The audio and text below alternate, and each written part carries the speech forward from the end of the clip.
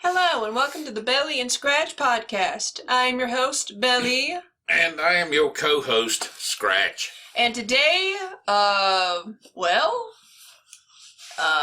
can't we do an auto-tune episode? Okay. Because it will eventually get annoying. That's the point. We are not auto-tuning an hour-and-a-half podcast. Okay, a 5 to 15 minute segment. Sure. Yeah. I can accept that. Not an hour and a half. No. But, I mean, can't you record it? I don't know. I don't know how to do it on my end. Obviously, it would have to come through. I can probably some YouTube kind of program through the big Blue Yeti. The big Blue Yeti here. Mm-hmm. You know. Yeah, my snowball there, the backup mic. And could take bits and pieces. I don't know. What I would have to do is I would have to be able to hear it in auto-tune. Sure. Because if I could hear it in auto-tune, I could play with it. Oh, no problem. Oh, like active law auto-tune. Yeah. I think that does exist. I get. I don't know why it wouldn't. I don't know. I'm not a musical engineer. No, but I don't know. I've always been a fan of the. So many times in my childhood, I was listening to conversation.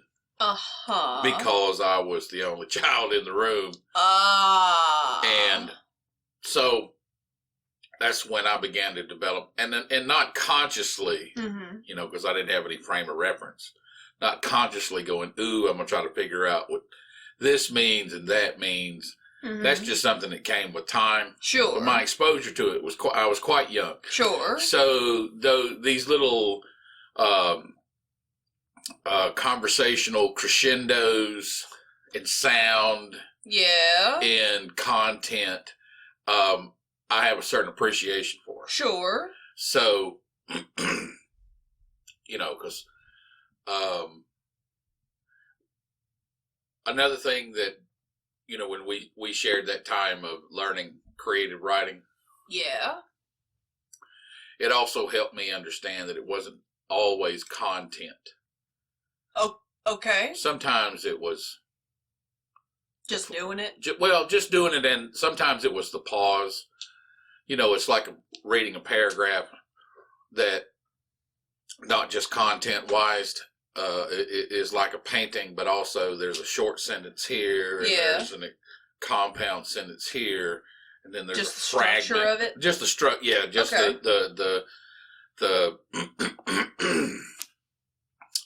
eye of the beauty, the Fibonacci structure of it. Yeah. So, I think speaking, when I hear people talk, how it would fit into something like that. How it would fit into. I listen. I have sat in class. I had this one history professor in college that he droned on so monotonous and so monotone. He was either doing it on purpose, trying to kill us, or that's just the way he was, and that's the way it came out of him. Sure. And that's okay. Well, I guess in terms of, speaking in some sort of rhythm or, some kind of Fibonacci sequence, I know I keep bringing them up, but Tool's got a song like that. Man, you've been bit. Yeah, I have been bit. Here's the thing. For several years... And that's okay. For several years, I've just been going, they ain't good as everyone's talking about, and I just kept pushing it off and pushing it off and pushing it off, like, I'll get to it later, I'll get to it later, I'll get to it later. And finally, in the midst of, the soap opera I didn't sign up for, watch that episode first, I was like, all right, you know what? I now have time. And I dove into the Undertow album, because you might as well start at the, first thing that's available. Sure. And since then, it's like, fuck. I now have to learn bass. Right. Like, I always had plans on doing it, but it was just, again, one of those things where I ain't got the time. I now have the time. I gotta do it. Yeah, I now gotta do it. That's cool. Yeah, and that's cool. The first song I ever heard, I don't know if I talked about it on the podcast, but I have said it to numerous people. Yeah. throughout my life, early life, I should say, growing up with the music I did, thank you very much. That's not a slam, it's just a... You're welcome. Yeah. Yeah. A lot of the old school, metal and whatnot, the Megadeth, Metallica, Iron Maiden, etc. Heavier stuff. Motorhead. With a lot of, we're big 70s songwriting freaks. Well, yeah, because that's great songwriting era. Because they wrote their own shit. So it wasn't just a punch. Mm-hmm. All right, although I do enjoy the punch of it. Oh, yeah. So... But the delivery, I like that too. Sure. But basically... Ow, damn it. So basically what had happened was most of my life, I never heard a bass line before. Not really. Because, this was just the type of music where the bass was very minimal. Like, very minimal. Like, hitting the D chord every fourth note, and that's it. If you look at an instrumental breakdown of, say, Thunderstruck by AC/DC, obviously the guitar player's losing his fucking mind, the drummer's losing his fucking mind, singer, he's singing. You see the guy playing bass in AC/DC? He might as well be playing a one-stringed ukulele for as much shit as they give him to do, or he puts forth himself. That song, he's playing one note the whole song, and that's kind of what bass has been reduced to, especially in the rock and metal community. There are, of course, exceptions. Sure. To which I'm gonna bring up.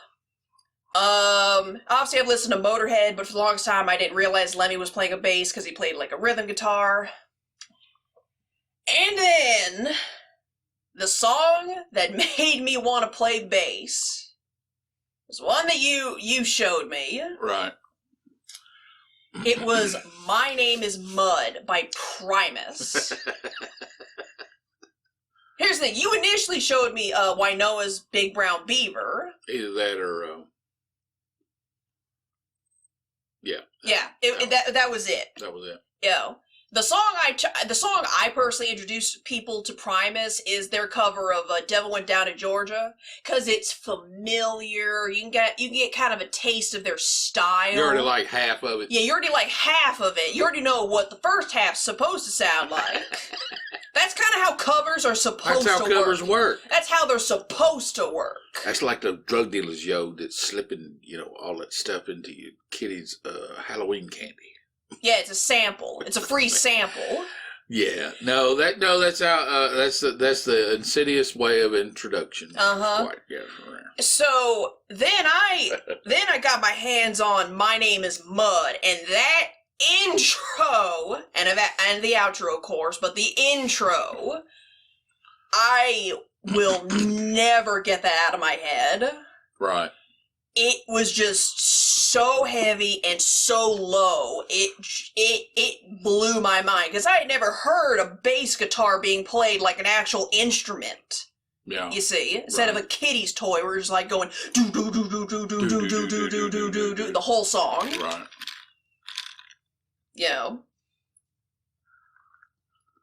So that was fun.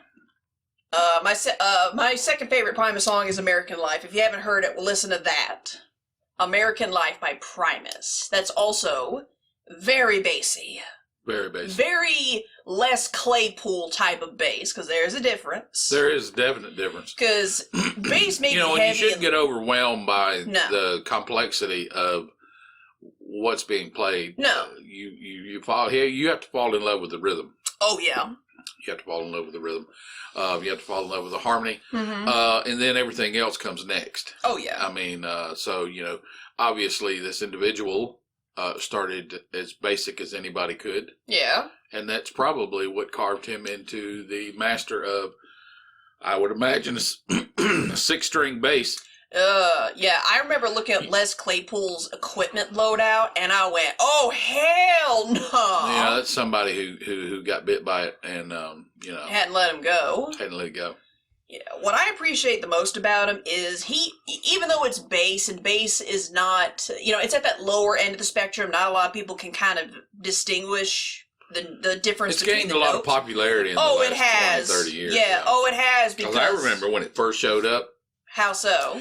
Well, what with like Jocko or whatever? No.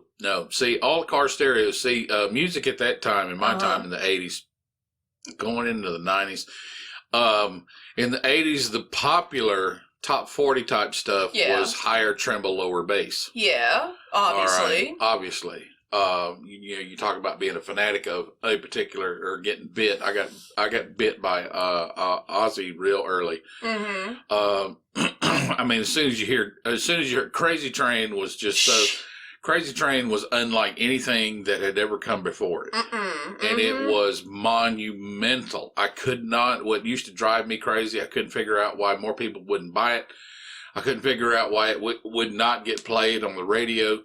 It was just a phenomenal song. Obviously now it's cliche because it was so. It's just grown in popularity. But when it first showed up, no one would give it attention? No one would give it attention, but the sound that was going out at that time, as far as the heavier stuff, definitely was the British invasion when it came to bands like Judas Priest. Heard a lot of Judas Priest. Thank you, Gary Newman.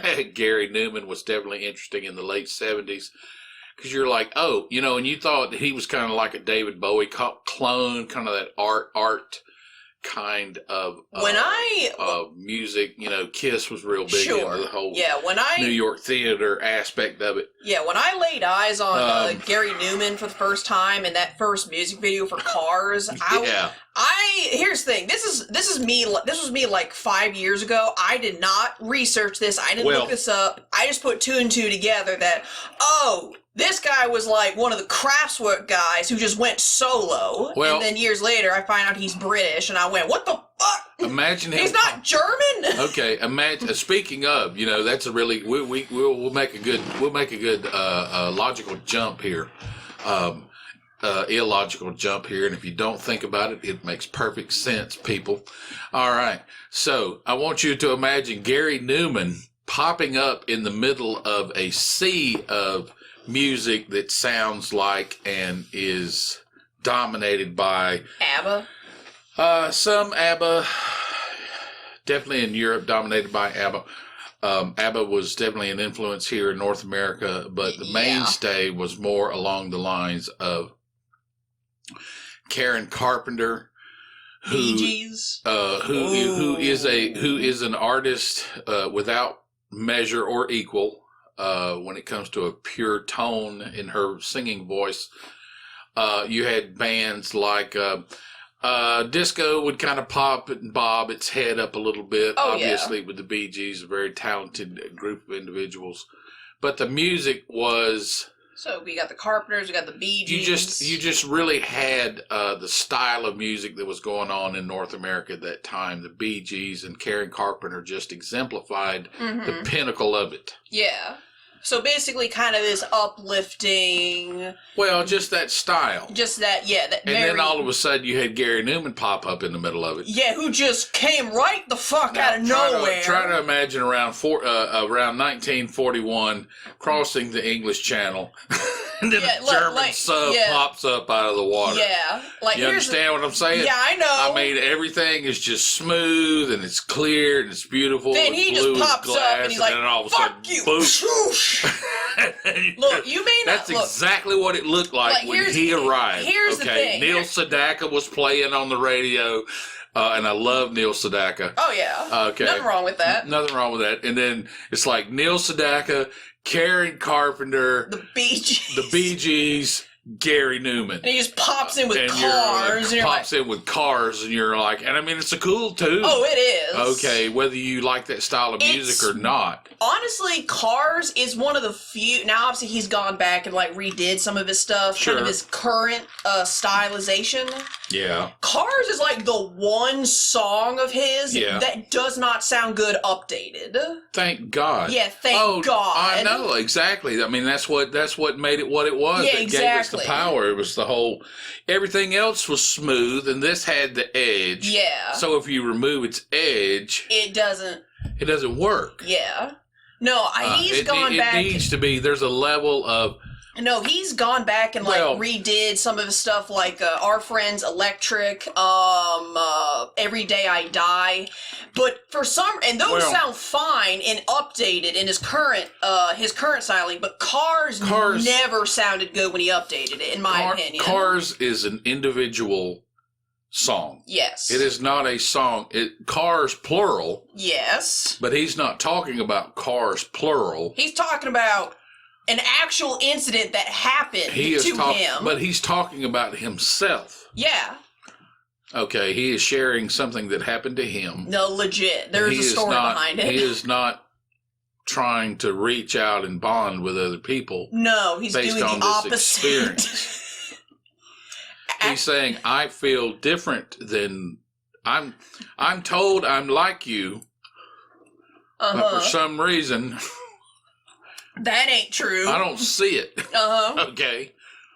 So. I will admit this. I will say two things. One is the story of Cars, and the second, I declare Cars is now the official theme song for people on the autism spectrum. I could see that. You see? There's a mechanical aspect of it. Yeah. Not just that, but also the feeling safe in the car, away from everybody else. Okay. Yeah, sure. The story of Cars, how that came to be, I remember I caught like a video of an interview he did.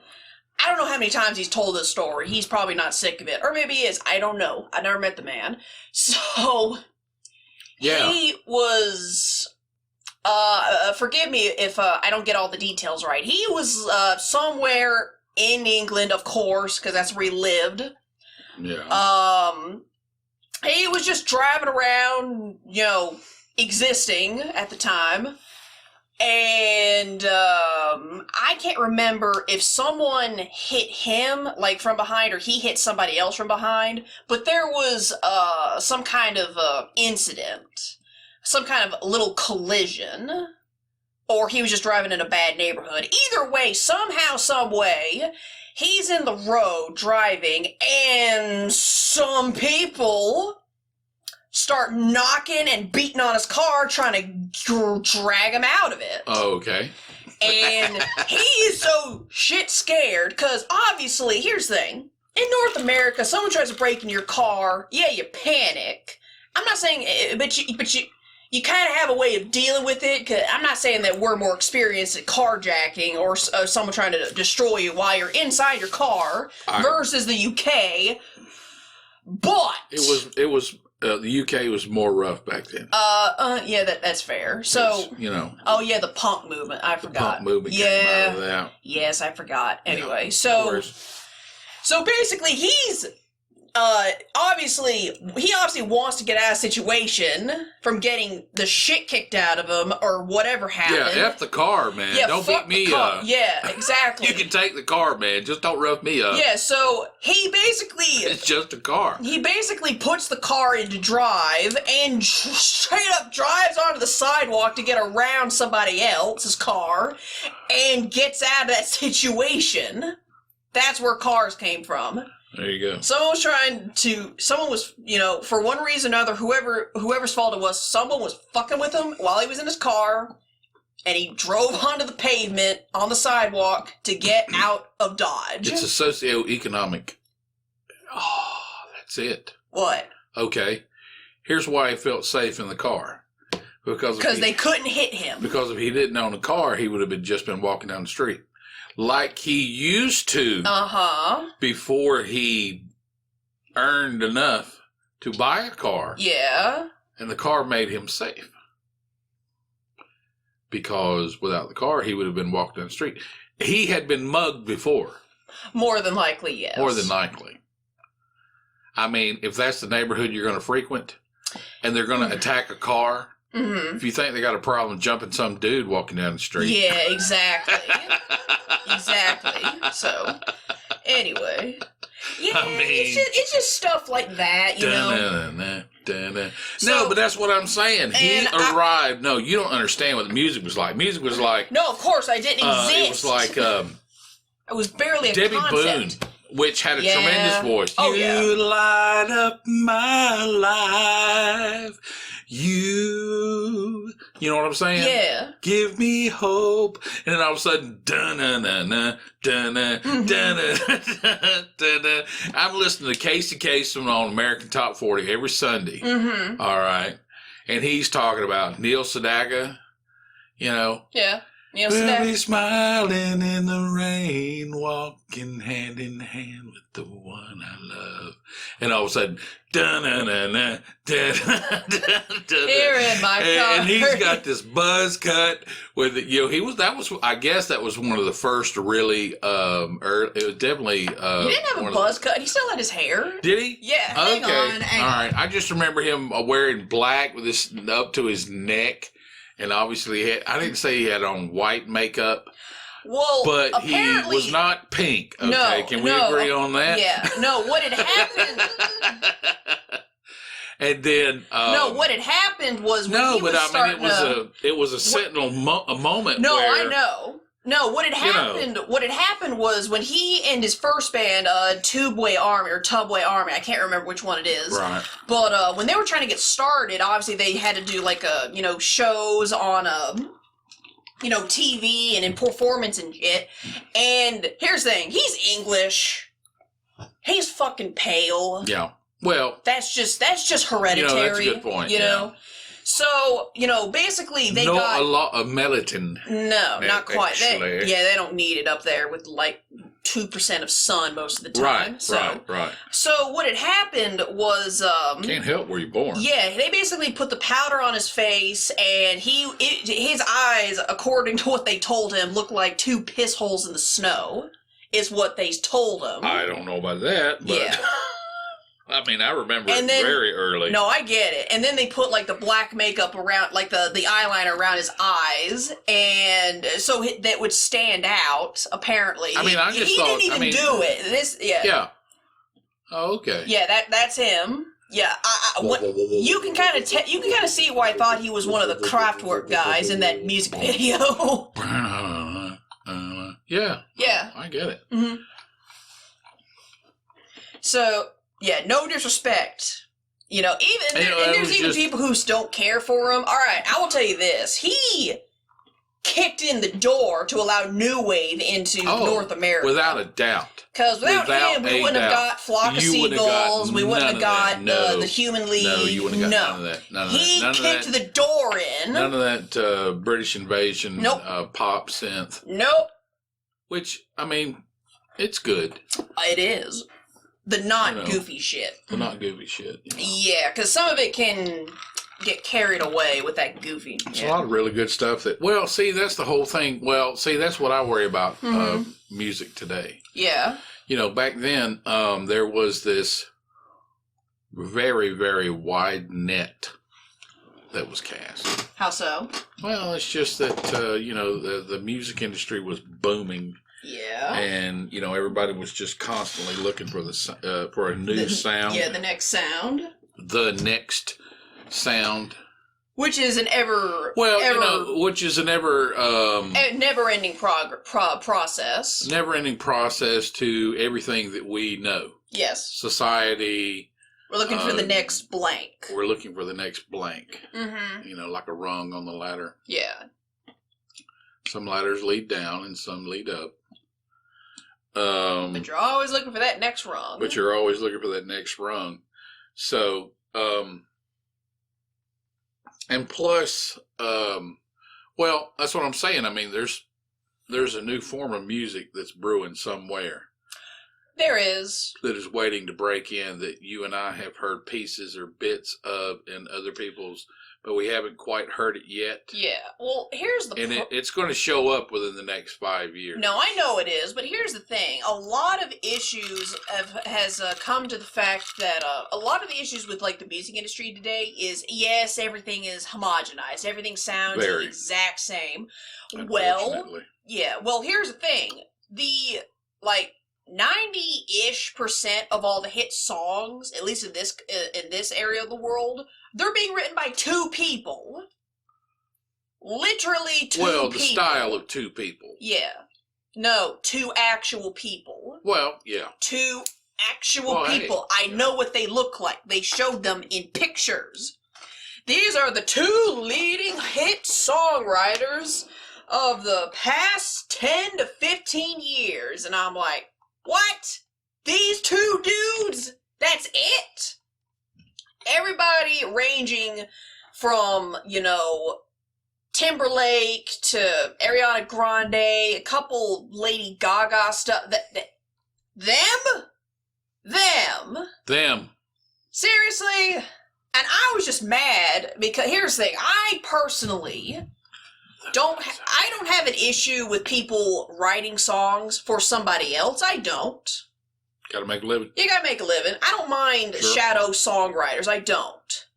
It's when you're writing songs for the majority of musicians and artists out there. That's when I have a problem. Because that's not their music. They're basically session musicians at that point. Well, that's when you begin to understand the difference between a group and a mega group, or a group that you know of, and then there's group that's made so much money. The money comes from writing your own material. Okay. Indeed. You can make yourself rich. Yes. Playing other people's songs, songs. If you want to be wealthy, write your own. Exactly. And that's what a few groups of people like Metallica and Axl Rose of Guns N' Roses. Yes. People like that. Yes. Who own the publishing rights. Yeah, because they shit. Got more involved in the lyrical content. Yeah, that's their stuff. So they own it. Yeah. And so they get all the money. Yeah, and there's also stuff about there's also these shady tactics that these music producers and studio execs are pulling to make sure a song is a hit. Oh, yeah. Well, there is a formula. No. I don't mean a formula. I mean actual psychological warfare. Ooh, really? Yes. Like, I don't know, just pick...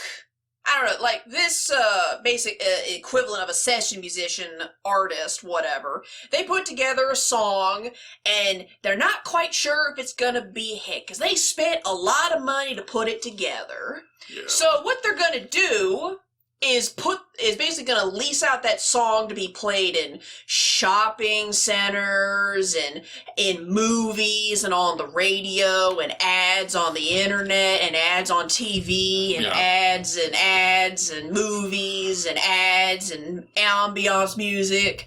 Basically, they're creating ways to where the common man can't escape it. 'Cause normally, they get that rhythm embedded into them? Yeah, basically, if you hear the same song over and over again, you will eventually get brainwashed into liking it. And there has been numerous people calling that shit out, where it's like, hey, what the fuck does this have to do with that? Welcome. What to what? Welcome. Okay, anybody that hears this and does that, welcome. All right. That's all we're saying. I'm just saying, pay attention. Okay. Okay. Somebody's trying to sell you something. Yes. Pay attention. Okay. So that's what I mean by psychological. Right there. I told you. It's like the coffee flavored candy in Japan or Asia. Yeah. They're trying to work coffee, which is a taste, a flavor, which is foreign to that area, region.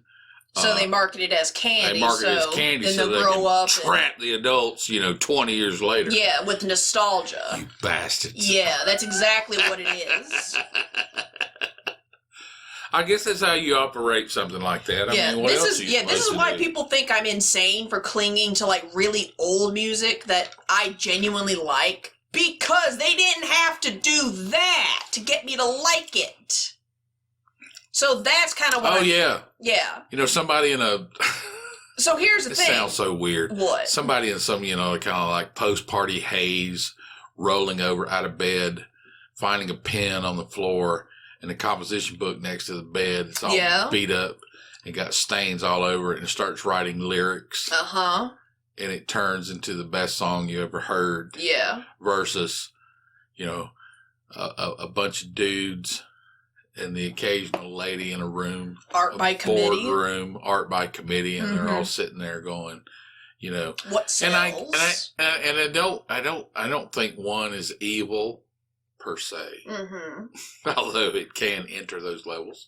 Indeed. I just think, it's kind of like coming in here and having this podcast without I'm not saying we don't have a map, but it isn't like, okay, all right, it's we don't have an itinerary. It's we're about 17.32 seconds into the podcast, and now it's time to talk about Jimmy Hat time. How tight is Jimmy's hat band? That sort of thing. We don't have an itinerary. I enjoy the more natural progression of things. No dur. No dur. The unhewn stone is what it's called. The stone that exists as it is without being shaped or shaved or processed. Natural. And although those types of situations do have their place, so I try not to fault people, because that's what they do. Okay, if somebody goes and they get up in the morning and they shower and shave whatever part needs it, and then they go to work and they sit in a room and write a song with people they don't know or don't share life experience with. Don't care for. Hey, they're bringing that whatever, that income home and sure. And feeding their kids, hopefully, that sort of thing, and living, versus somebody, like I said, in a post-party haze, and would roll over and write dirty, They just write scrawl into a composition book, and then turn it into the best piece of, so I can't fault either side. No. Although I do find there's a more natural process to, the person that... With the scrawl, the scrawl, yeah. And it doesn't have to be anything to do with any type of substance ingestion. No. You can just wake up at 3 o'clock in the morning with an idea and roll over and write it down. Indeed. There you go. That sort of thing. I've done that. You've done that. I've done that, absolutely. So, no, it's just my problem with that psychological musical warfare is the fact that because they figured out that works, they don't have to take as much risk and try as hard. That's a good point. That's why music has become homogenized, is they perfected a formula, and when the formula doesn't work, instead of retooling it and swapping it out for something else, they just do that psychological warfare trick that I just explained and ensures that the song is a success. And the billboards is literally... Okay, not 100% literally, but definitely up there. Right. Percentage of songs who are just using that trick better. Right. Than the others. Well, I mean, I think that's it's just like all... you see what I mean? It's a standard process of that sort of thing. I remember how in the early 80s, metal was taboo. And then 4 years later, the hair bands had gotten so... Out of control. And it was so sad because everybody could see the formula. It was like the ballad of the I Love You ballad. Yeah, the I Love You ballad would come out. And then there's like the harder. I Want to Party. And then the best song on the album, as a rule, when it came to something heavy and crunchy, was probably like the third thing. But the first one was always the ballad. Oh yeah. And it just happened over and over and over and over. And then all of a sudden, Guns N' Roses stepped out, and it was like, oh fuck shit! You. Yeah, it's like. It was like a bomb went off. Yeah, hair metal is the studio exec's palatable version of metal in its purest form. Right. The most marketable. Marketable, yeah. Because sometimes... packaged and polished. Metal is not packaged and polished. The old stuff isn't. I have to admit, I got pretty annoyed at some of the riots that broke out. What? What riots? With Guns N' Roses. Oh, They were so out of control. They were a train wreck. What's so crazy about the music was so good. under any circumstances, because not just that it was so different, but it was so genuine. These people were living life day to day, lyrically, and that was just based them. on their performance. Yeah. You was waiting for any of them to die at any moment. And a couple times it happened. And there was definitely some overdoses in that band. But there was a desperation to that music. There was an urgency to it. And to be fair, which really, believe it or not, I mean, it's almost their death knell that actually pushed breath back into the music industry at the time. The heavier music industry at the time. I mean, to be fair, rejected that whole polished aspect. I mean, they were cussing on the Grammys, and we're like, "Oh my God, he used the F word on the Grammys." Yeah, I know. And like anyone gives a shit about the Grammys anymore. People cared more about it back then. No, I know. Now. I mean, nowadays, that was a big slap across the face of America at that time. No, People I get it. They had whatever. No, I get it. I mean, the Grammys today is just a big fucking joke because nobody cares. Yeah, well, they've done that to themselves by making it about something other than the music, and that's their fault. And it just fed back into itself. Right. But, whatever. Anyway, I will say this about Axl Rose. If I made Welcome to the Jungle at like 22, I would have a fucking massive ego as well. You know what's so crazy about that guy? What? He grew up in a hardcore Pentecostal upbringing. I'm not surprised. Sang in a choir at school. I'm not surprised. And honed his craft in church.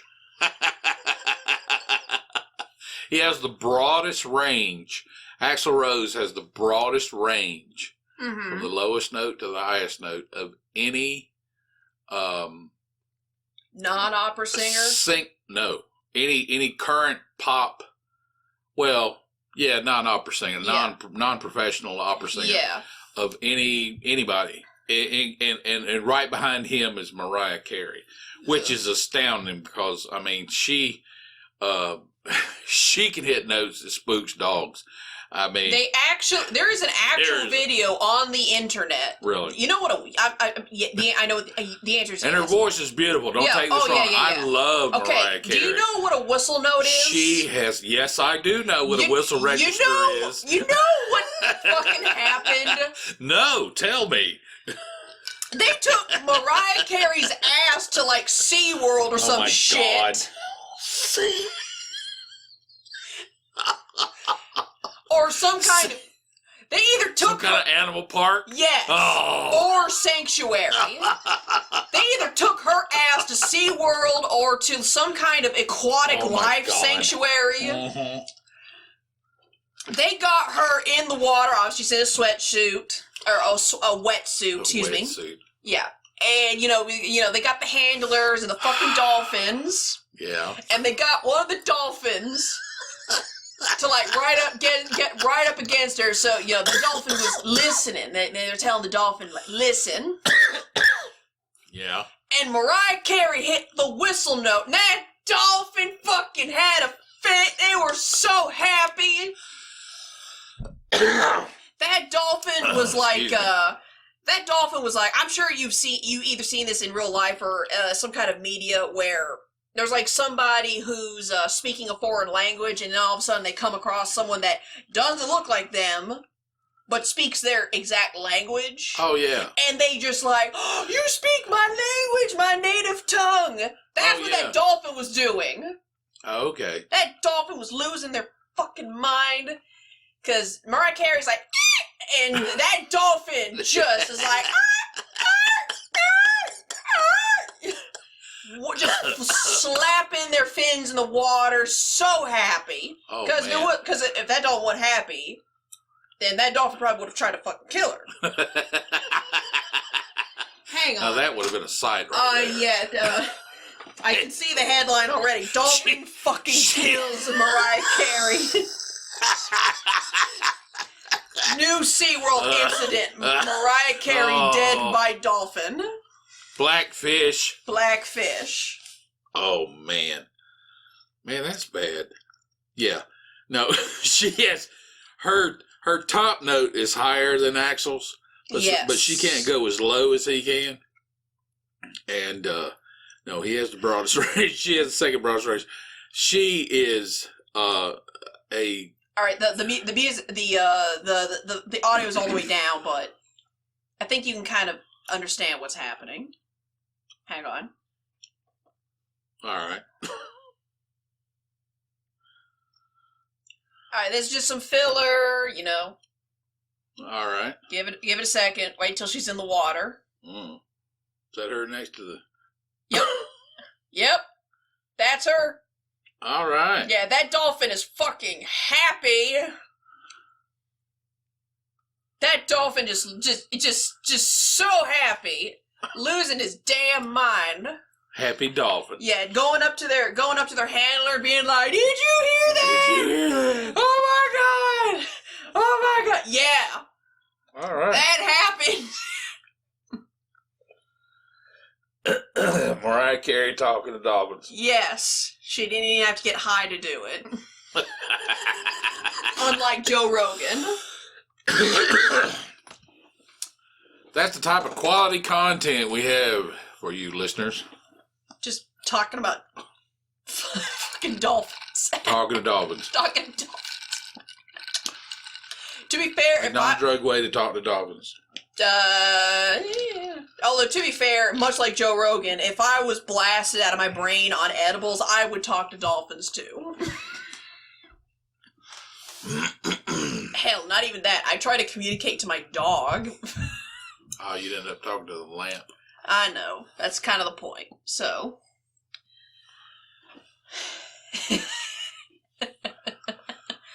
Well, I'm glad I made It's quite a rabbit hole you go down when you end up talking about dolphins. Talking to dolphins.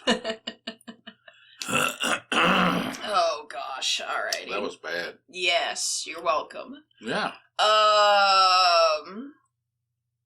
Yeah. You got anything else? Because otherwise, I might have to go to the Wheel of Death. Oh man. Or I could talk about the time. What? I was trying to get Tool tickets. That story. Oh no, you're still bit by Tool. Yes. I tried to get tickets. All right. They were a little out of your range. I'm getting to it. No, but I'm serious. I mean, if they have a successful first round, they'll come closer. I know. I'm not mad. I don't even give a fuck if the price drops. That's not the point. Here's what happened. All right, now, here's the thing. Through the grapevine on the internet, I get word that Tool is planning, as of recording this, in the middle of December, Tool is planning a 2022 tour of the U.S. and Europe. Not a big problem. Are they going to start in the U.S. and then go to Europe? Yeah, they're starting on the West Coast, working their way to the East Coast, and then going across the pond. Okay. Okay, so where we are is not important. But what is important is that where we live, it's pretty safe, I would say. It's a pretty good area. Yeah, it is. Yeah. Not a lot of problems that I personally have stumbled across. Obviously, other folk might have stumbled across other problems, but that's mostly a conflict of the culture and not a conflict of criminals. Which, that's a big difference. Yep. Unfortunately, this particular leg of the tour, the closest Tool's coming is Orlando, Florida, to this area. It's like a 10-hour drive. That is a 7 to 10 hour drive from where we sit. And I was looking at it and I was going, okay, you know what? I'm going to look at their website. And if their tickets are like, because I want to be relatively close to the stage. Not like, doesn't have to be crazy close. Just, enough to where I can vaguely make out the... You're already going to have to make a big effort. Yeah. In the travel. Yes. So you might as well... do something, yeah. make it worth the travel. Yeah, I want to be close enough to the stage where I can make out the vague blank space where I know Maynard is supposed to be. No, that's not a joke. Apparently, the way they tour now is, he's somewhere, like, either next to or behind the drummer, and he is not backlit at all. He is basically a shadow on the stage, and all the lights are on the bassist, on Carrie, and the guitarist. Carrie is their drummer. He's not wearing, like, Jim Jones sunglasses, is he? No, that's when he's with Pucifer. Well, okay. Just checking. Kool-Aid. I know. So, I just wanted to get close enough to where I can vaguely make out his human-shaped form, because I know he does not have spotlights on him. I don't know. I guess he doesn't like the spotlight. Whatever. Yeah, I don't know. I've never met him. I can't like go up to him and ask like, "Hey, why are there no lights on you anymore?" I didn't want to shave. Okay, that's cool. I would accept that as an answer. And I found tickets on their website that were, like, right next to the stage, not on the floor, but in, like, the side area, that when I hovered my mouse over it, is on a website, hovered my mouse over it, it said it was 162 plus. And at the time, I thought the plus meant tax. But we'll get into that. Because I'm dumb, and I don't go to concerts often enough to know when to click on shit. That will be corrected for the future. Anyway, so I come to you, and I'm like, this is what the ticket price is, but it's like a 7 to 10 hour drive. What do I do? And you suggested looking at the airplanes, and I'm just going back and forth, because it's like, no one flies anymore because of the beer flu, and yet when I look at the tickets, the cheapest it was like $150 to $163. Is that round trip? Yes. Not bad. Even still, that's a lot of chunk of change. Yeah, I mean, you're going to spend at least half that in gas. I know. I know that. So I was like, okay, here's what I'm going to do. If all this works out, I'm going to get that ticket, fly down there, get like an Uber or something. Mm-hmm. Because I'm not fucking around with a hotel or anything. I'm gonna be that hungover dipstick in the airport with the Tool T-shirt just passed out in a seat somewhere. Because I'm not taking anything with me except maybe a bag for water and food. With government propaganda playing on the television. Yeah, exactly. So I am that person who will avoid hotels at all costs because that's an extra $100 and some added to the trip. I could sleep on the plane. Yeah, I could sleep on the plane. I could sleep in the airport because I'm like, how do I rent a hotel room for like 6 hours between the concert and when I gotta leave to go to the airport? You don't do that. Not usually. Not usually. I think there's places in Japan where you just go to like a capsule hotel, say, hey, I just need to be here for like 4 6 hours. I guess that's sleep. what those frequent flyers do when they go in those little clubhouse probably. rooms. Yeah, that might be what it's for. You pay those extra travel perks. Yeah, that might be what it's for. Fall asleep in a chair with a drink in your hand. Yeah, exactly. I would do that. Sure. But at any rate. But I ain't got that access. So, and here's the thing. I'm not a slouch. I don't think I'm a slouch. No. I could very easily make back all the money I was willing to sink into this, but again, didn't look at what the fucking ticket prices were. I was all ready to go. I hit, excited. And excited. I was good. I had my card out. I actually click on the spot in the arena on Tool's website. There was like 5 or 6 seats in that area, and I hover my mouse over those. They were $562, and I went, fuck you! And here's the thing. Obviously, they did have seats that were $162. They were like at the back of the stadium where I didn't want to sit. Oh, well. Yeah, I know. I was looking, and you know what killed me? What? there was like one spot on the floor, like the floor of the stadium. Right. One seat left. I hovered over that because I was curious. That seat was a grand. Really? A grand. All right. And I went, fuck you, man. That's tough. And I closed everything out. I exited out everything. I didn't pay for the plane ticket. Boo. And I was just pissed. You remember that night, I'm sure. Yes, I do. Yes. Just like, ah. And then like 2 days later, I remembered, oh wait, there's like Tool tribute band that's local to this area. And they're gearing back up too. I'm gonna be fine. I ain't got to pay $500 a grand for a ticket for them. Next year, sure. Next year, yes. Maybe next year, because we got some stuff in place, some moves we're going to make. Yeah. But right now, I will have enough money to not only pay for a seat, I will have someone throw me onto the stage so I can have my neck snapped, too.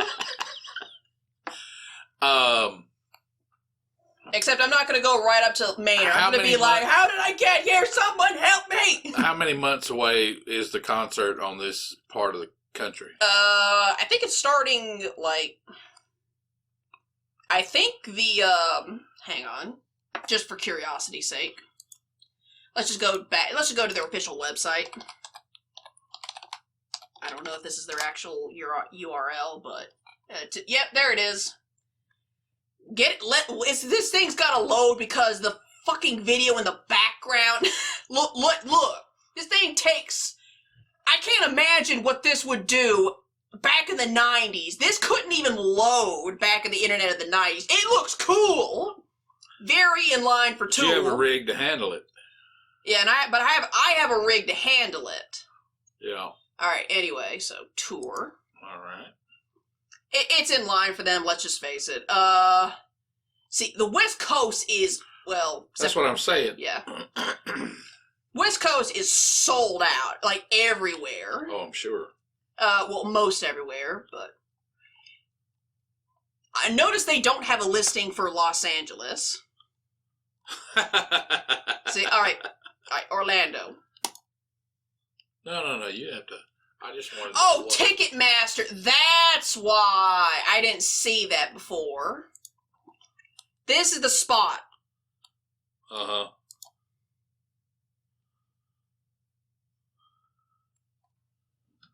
Huh. Yeah.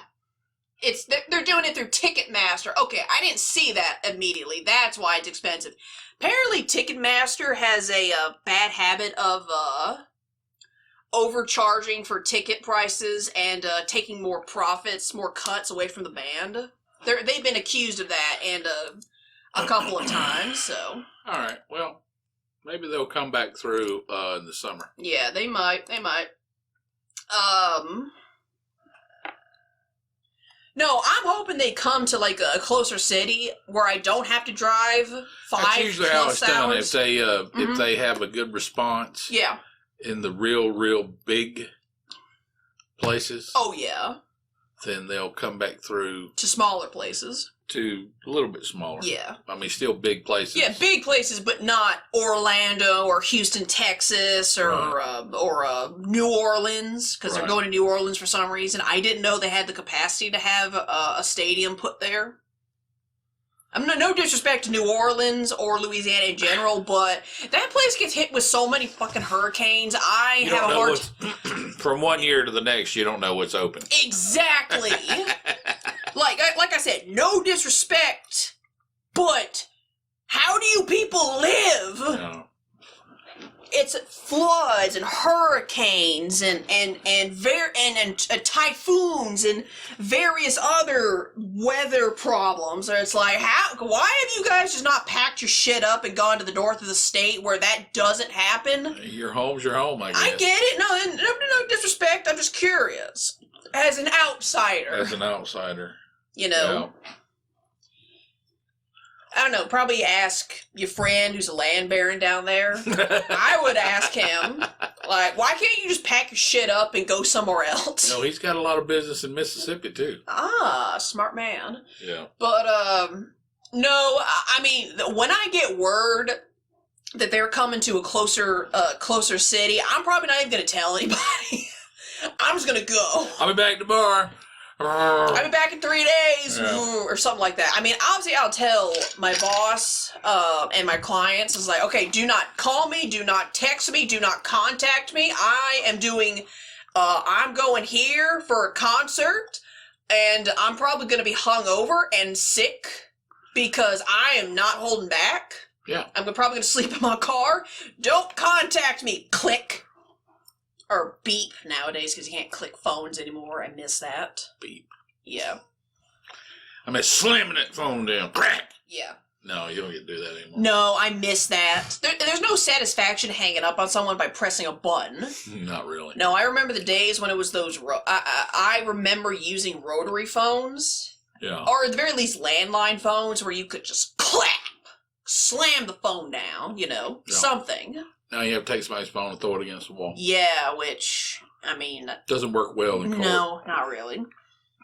Not really. But anywho. Ugh. So that's kind of my little story. I'm just like... Fuck. Yeah. I mean, if it was just up the road... Oh, if it was just up the road, I would just go. You just go. Yeah, I just go. Yeah, but... That's a bit of a travel. Uh-huh. So, Mm-hmm. What? Hey. Yeah. Yeah, I don't know, man. Works for me.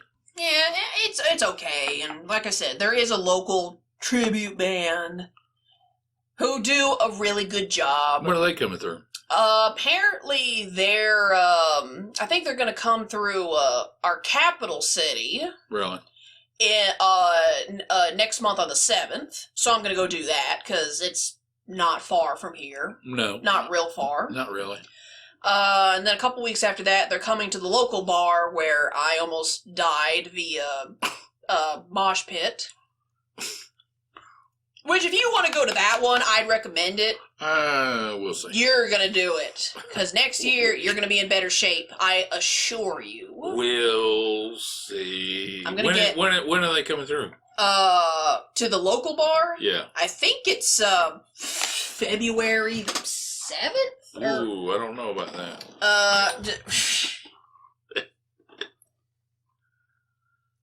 Don't doubt me.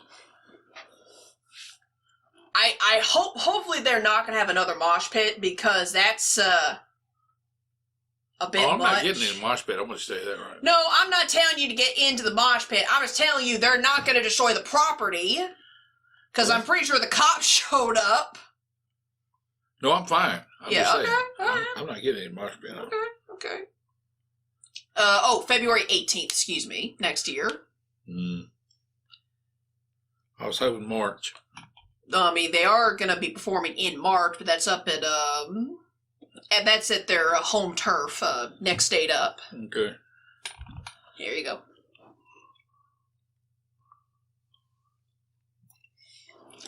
They're really good. No, I'm sure they are. Because otherwise, if they weren't good, I wouldn't care. Right. Well, that's cool. Hey. Make a good living. Mm-hmm. Get paid. Yeah. Do what you enjoy doing. Yep. I enjoy that. So. Okay. Did anything else interesting happen to you this week? Because for me, it was just a bunch of being a personal trainer, getting paid for it. No, nothing real significant. I'm expecting the market to turn around this week. I made a prediction. Oh, yeah, that's right. I made a prediction a month ago where the market was going to go up. I was incorrect. Still trying to learn. Mm-hmm. I would thought now next year, the time between the market went up over Thanksgiving, like we thought. Yeah. And then it decreased a lot further down than I had anticipated. Mm-hmm. And if we weren't playing with play money, I probably would have I probably would have went to cash. Oh, yeah. But we're basically waiting. The market should be turning around this week because Christmas is in 2 weeks. So the week of Christmas is going to be good. Christmas is on a Saturday. Christmas Day is on a Saturday. Christmas Day is on a Saturday. So there should be a good week leading up into Christmas Day because Friday should be higher than Monday. So we're going to see what the market does over the next week.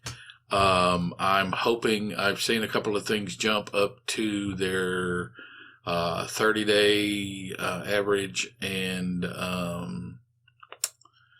that's what I'm looking for. And I'm just wondering, it's going to turn around. I'm just wondering how deep into January it's going to run. It could run all the way through January and drop in February or near the 1st of March, or it's going to drop a little bit after the Christmas week, New Year's Day week. And I'm just curious as to, but it's going to be a big turnaround. This is a top. It's what's called a top. And the top is going to drop, and there's going to be a downshift in it. Yeah. Yeah, yo. I don't know how long it's going to last, but I do know that, based on the patterns that's already been established, that it should turn around in the middle of the year. Trying to push up the current administration in the November election. I don't know how they're going to do it. I don't either. I don't think Uncle Benny's going to get reelected. I'm just going to tell you that right now. I don't know how he can. I have no doubt in my mind they are going to. They're basically going to tell him to sit his ass down while they file up they got somebody else to be the Democratic nominated person. I got some ideas, but I don't really want to get into it on this. No. But there's plenty to talk about without getting into the politics yet. Sure, but I'm just like, I don't know how it's going to happen. No, I don't either. Not without causing a big scene. But anyway. It's hard enough to cover him for 4 years. Yeah, for 8 years, bruh. No. That's not what happened. So. I don't know. I mean, the last, other than getting really into Tool, trying to find a bass guitar that's how's cheap. that going? Alright, so, you weren't expecting me to have a story. Alright, so I've had plans to play the bass guitar for a long while, thanks to Primus. Tool is what made me go, I'm going to learn how to play Schism, and no one's going to stop me. Boom. Actually, when I first meet whoever is going to teach me how to play the bass, I'm going to tell them, teach me Primus! They'll never see it coming. Maybe not. No. I mean, obviously I kid. I'll just be like, yes, I'll learn the scales, but Primus! You know what I mean? Right. Right. It's like, yes, I'll do what I'm told. Yes, I'll do the beginner. And, learn like Twinkle, Twinkle, Little Star. I'm assuming that's... Shit like that has got to be on the list, okay? It's the simple melody. It's on somebody's list. It's on somebody's list to teach new and up-and-coming bass guitar folk, you see. Twinkle, Twinkle, Little Star. Yeah, just nursery rhymes. Stuff that everybody knows. But anyway. But I'm still in the background going, Primus! Every party I go to. Primus! Every wedding I get to. Primus! Oh, that's just uncomfortable. My cousin's graduation. Primus! Oh. I thought you were having a seizure. No. This is what happens when you give me wine and champagne at the same time. My aunt knows better, but she doesn't know better because she doesn't because I don't tell her any of my business with good reason. Anyway. Next. So, I'm trying to find a bass that's not $1,000. Yeah. Plus the amp, plus the chords, plus the strings, plus I already have like 3 picks somewhere in my room just for people giving them to me. Sure. Basically all the odds and ends of having a bass, you see. Mm-hmm. So, I'm like looking online, you've seen bits and pieces of it, you know, that's another reason why I was mad at the Tool concert tickets being that overpriced, because I want to save that money for the instrument too, you know, get through the Christmas year without going into bankruptcy. Yeah. Because that sucks, but I wouldn't know. So, the closest I got, and as far as I know, they still have it at the local, like, Guitar Center type thing. Yeah. Basically on their website, it said they had something called a short scale bass guitar. It was a Gretsch. Because here's the thing, I can't afford a Fender. Fender's like the gold standard. And Fender's the ones that are usually like a grand. Really? Oh, yeah. Really? Yeah. I remember asking like a local instrument retail joint. I said to him, like, what's like the bass guitar you recommend that just straight out of the gate newbies who have no idea what they're doing? And while I do take his words into consideration, yeah, because he's obviously been doing it a lot longer than I have, he suggested a Fender Precision. Said that in most studios they'll have like in-house instruments, and a Fender Precision bass guitar is their in-house instrument for most studios for recording music. Okay. You see? Right. So it's basically one of the universal bass guitars, from what he's telling me. Uh-huh. That shit is $1,000. Oh, you can beat that. I have the Gretsch, and I love Gretches. Yeah. They sound awesome. Yeah. They had a short scale bass for like $300. Just the guitar. Well, you like that swing aspect? Aren't there Gretsch basses? Yeah. Swing. Oh yeah, I do like swing. Yeah. But this is not. Here's the thing. The Gretsch is mostly for me to learn how to play it. This is not a stylization like I prefer a jazz bass versus a rock and roll. This is me wanting to fucking learn it. I just want to learn. I just want to learn. That's why I'm looking for a cheap-ass bass that sounds decent, where I can know what the notes is supposed to sound like, but it's not performance-ready, or it could be performance-ready. I don't know what's going to happen in the future, but it's not performance level where I can take it to, you know, a stadium and play some shit, like play the, fucking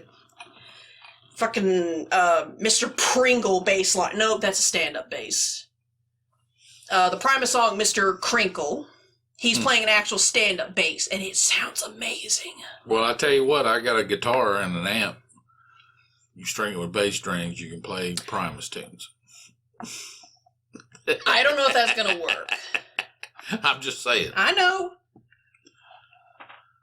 I don't know. Just throwing it out there. That's fine.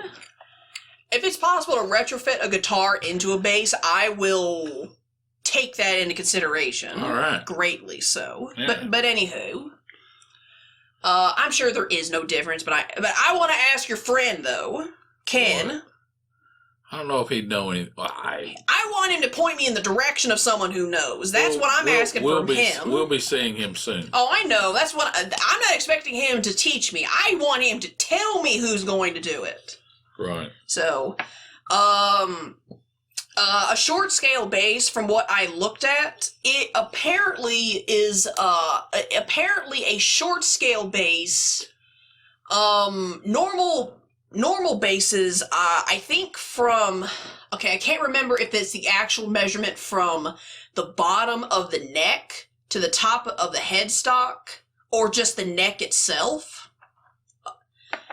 But basically, a regular bass, it's supposed to be 37 inches tall from the bottom of the neck to, I guess, the top, wherever that's supposed to hit. Yeah. And a short scale is 31 inches. So I think it's missing, like, one scale off of it. Or one set of frets off of it, you see? Mm. And it's meant mostly for children and students. Sure. And apparently short scales in the past Haven't had a lot of success because it was no better than a box with a neck and some strings on it, apparently. You know, definitely more of a teaching tool than an actual... Yeah, teaching tool, a practice guitar. Yeah, a practice thing. Right. But some fucking band out in the UK, their bass player plays with a Gretsch short scale, or just a short scale in general. Yeah. So I was like, you know what, I don't care. Like I said, I just want to know what I'm doing. I want to learn what I'm doing. Right. The cool shit, like stylization, that comes later for me, personally. Sure. I mean, I think I've already made it clear that I want to play, like, Primus and Tool and Typo Negative and Motorhead and, heavier stuff. Basically heavier stuff. Yeah. You know? Sure. And... that will come later. And I know Gretsch. Well, you just need a guitar. I just need something. I mean, you can sit in front of YouTube and learn how to play songs you like. Oh, I know that. That will come later. That's what people do. No, I know. You know, people used to just sit with a guitar, a bass guitar, and listen to a tape. Listen to a tape or listen to a record and listen to the same song over and over and over, and then they never had a lesson. Yeah. That's how they learned how to play that instrument. No, I get it. No, I'm not saying that's out of the question. I actually have several YouTube channels where that can be achieved. Right. But sometimes, if I've learned anything about my educational history going from homeschool to public school, sometimes I need a person in front of me telling me what's what. Not all the time. Not all the time.